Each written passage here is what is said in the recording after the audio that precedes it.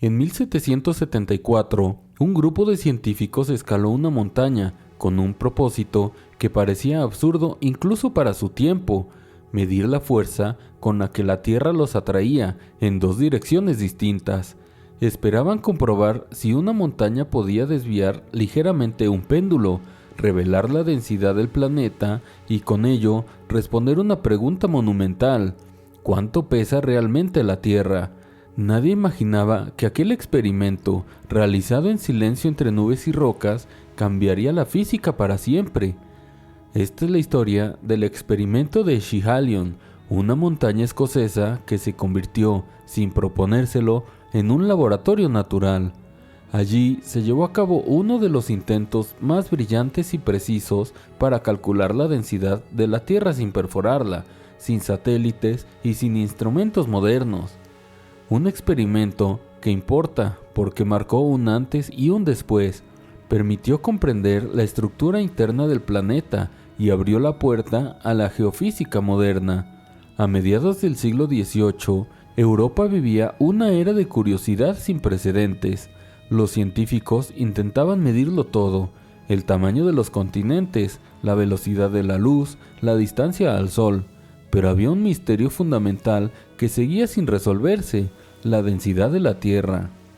Isaac Newton había sugerido décadas antes que la gravedad dependía de la masa. Si se conocía la fuerza con la que un objeto tan grande como la Tierra atraía a otros cuerpos, era posible calcular su masa total. Sin embargo, no había forma de medir directamente esa atracción, salvo que se encontrara un cuerpo suficientemente grande en la superficie del planeta que pudiera funcionar como mini Tierra. Ese cuerpo sería una montaña. La Royal Society buscaba un lugar adecuado. Debía tener una forma simétrica, una composición geológica uniforme y estar aislada de otras montañas para evitar interferencias gravitatorias. Tras revisar mapas, relieves, expediciones y testimonios, encontraron el candidato perfecto: Schiehallion, una montaña en el corazón de Escocia. Con su silueta casi simétrica y laderas estables, Schiehallion era ideal para uno de los experimentos más ambiciosos del siglo. El encargado principal sería Nevil Maskelyne, astrónomo real del Reino Unido. Su objetivo era extremadamente delicado: medir con una precisión nunca antes vista cómo la atracción gravitatoria de la montaña desviaba un péndulo astronómico.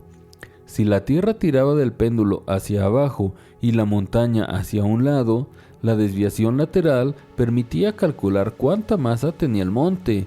Comparando ese valor con su volumen, estimado mediante miles de mediciones topográficas, sería posible obtener la densidad de la montaña. Luego, usando ese dato como referencia geológica, se extrapolaría la densidad media de la Tierra. Maskelyne llegó a Escocia acompañado de ayudantes, instrumentos y una paciencia inusual. El clima era impredecible: días enteros de niebla, vientos que derribaban tiendas de campaña y un frío que hacía temblar incluso a los instrumentos metálicos. Instalaron dos estaciones de observación, una al este y otra al oeste del monte. Desde allí realizarían miles de mediciones angulares con telescopios especialmente adaptados. Nada debía interferir. No se podía permitir que una ráfaga de viento, un error de alineación o un cambio de temperatura alterara el péndulo. Maskelyne sabía que la desviación esperada sería minúscula, casi imperceptible, pero suficiente para revelar secretos colosales. Los habitantes locales miraban con curiosidad a aquellos hombres que parecían observar la montaña como si fuera un ser vivo. Cada noche, Maskelyne registraba en su diario no solo cifras y ángulos, sino también frustraciones, dudas y pequeñas victorias: un cielo despejado, un instrumento ajustado a tiempo, una medición estable entre dos ráfagas. Aquel experimento, que podría parecer simple, exigía una mezcla exacta de ciencia, paciencia y resistencia física. Era en esencia una batalla entre una idea y una montaña. El momento decisivo llegó después de semanas de mediciones inestables. Maskelyne y su equipo empezaron a notar un patrón. El péndulo se desviaba ligeramente hacia la montaña, siempre en la misma dirección, siempre con la misma intensidad aproximada. La desviación era diminuta, pero real. La montaña estaba tirando de él. Para confirmar que no era un error del instrumento, repitieron las mediciones desde ambos lados de Schiehallion. Si la teoría era correcta, la desviación debería cambiar de sentido. El péndulo se inclinaría hacia el oeste cuando estuvieran en estación oriental, y hacia el este cuando estuvieran en occidental, y así ocurrió. Cada noche, los números empezaban a coincidir con una precisión que sorprendía incluso al propio Maskelyne, pero aún faltaba la parte más complicada: convertir aquellas pequeñas desviaciones angulares en una estimación real de la masa de la montaña. Para eso necesitaban conocer el volumen exacto de Schiehallion, y aquí entró en escena otro protagonista clave, Charles Hutton, un matemático que más tarde sería considerado uno de los pioneros de la geodesia moderna. Hutton recibió miles de datos topográficos enviados desde Escocia. Su tarea consistía en integrarlos para obtener una representación precisa del volumen de la montaña. El problema: no existía una técnica matemática eficiente para representar una superficie tan irregular. Fue entonces cuando Hutton inventó algo completamente nuevo: las curvas de nivel. Sí, esas líneas que hoy vemos en cualquier mapa topográfico, que representan variaciones de altura, fueron creadas para entender la forma de Schiehallion. Este invento permitió calcular el volumen de la montaña con una precisión sin precedentes. Una vez obtenidos el volumen y la desviación gravitatoria, Hutton realizó los cálculos finales.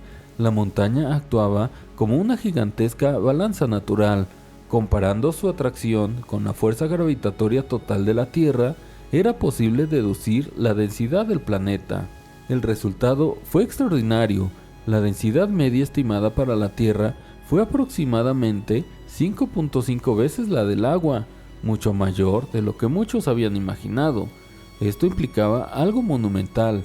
El interior del planeta no podía ser simplemente roca como la de la corteza. Para alcanzar esa densidad, debía contener materiales mucho más pesados. Era la primera evidencia científica sólida de que el núcleo de la Tierra estaba hecho de sustancias densas, probablemente metales.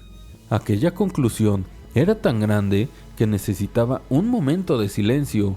Maskelyne y Hutton sabían que estaban observando desde una montaña el interior de un planeta entero, pero también sabían que su experimento debía ser irrefutable. Repitieron cálculos, revisaron datos, publicaron los resultados con un nivel de detalle minucioso. La comunidad científica no tardó en reconocer la audacia y la precisión del experimento de Schiehallion. Los periódicos hablaban con asombro de la montaña que reveló el peso del mundo. La Royal Society lo celebró como un triunfo de la ciencia británica. Y en Escocia, los lugareños que habían visto subir y bajar a los científicos durante semanas empezaron a contar una historia particular. Aquella montaña, silenciosa y antigua, había respondido finalmente a quienes sabían escucharla. El experimento de Schiehallion no solo calculó la densidad de la Tierra, transformó la ciencia. Por primera vez se demostró que la superficie del planeta podía usarse como instrumento de medición, que montañas, sombras y péndulos podían revelar verdades cósmicas. Su impacto se extendió en tres grandes direcciones. En primer lugar, estableció las bases de la geofísica moderna. Antes de Schiehallion, la estructura interna de la Tierra era un misterio casi filosófico. Después del experimento, la idea de un núcleo pesado se volvió inevitable, y décadas más tarde, los estudios sísmicos confirmarían esa intuición. En segundo lugar, perfeccionó las técnicas de medición gravitatoria. El trabajo de Maskelyne inspiró a Henry Cavendish, quien apenas 2 décadas después midió con mayor precisión la constante gravitatoria universal. Su famoso experimento de torsión fue, en cierto modo, un heredero directo de la montaña escocesa. Y en tercer lugar, cambió la cartografía para siempre. Las curvas de nivel creadas por Hutton se convirtieron en estándar mundial. Nacía así el lenguaje visual con el que hoy entendemos las montañas, valles y relieves en cualquier atlas. Hoy, Schiehallion es un lugar tranquilo, visitado por excursionistas que quizás no imaginen que están caminando sobre el escenario de uno de los experimentos más elegantes de la historia. Pero para quienes conocen la historia, cada piedra y cada ladera recuerdan aquel momento en el que la humanidad se atrevió a pesar el mundo. El dato más sorprendente es este: la desviación que permitió calcular la densidad de la Tierra era tan pequeña que equivalía a mover el péndulo menos de 1 milímetro. Esa mínima inclinación fue suficiente para descifrar que bajo nuestros pies hay un núcleo metálico gigantesco. Pero aún hay algo más curioso. Cuando Houghton trabajó con los datos topográficos, descubrió que Schiehallion era tan simétrico que se convirtió sin intención alguna en el primer modelo natural de laboratorio gravitatorio. Su forma permitía reducir errores, cancelar irregularidades y obtener resultados tan precisos que ningún otro monte europeo podía igualarlo. La montaña no fue elegida por ser la más alta ni la más imponente, sino por ser la más equilibrada. Una lección silenciosa. A veces, la clave para entender al mundo está en los lugares que parecen no tener ningún misterio. El experimento de Schiehallion no cambió solo el modo en que medimos la Tierra, cambió el modo en que pensamos sobre ella. Nos mostró que incluso un planeta entero puede revelar sus secretos si se observa con paciencia y precisión. Y recordó algo esencial: la ciencia avanza gracias a quienes se atreven a hacer preguntas que parecen imposibles. Aquella montaña escocesa sigue allí, silenciosa, recordando que incluso lo inmóvil puede enseñarnos a comprender lo infinito.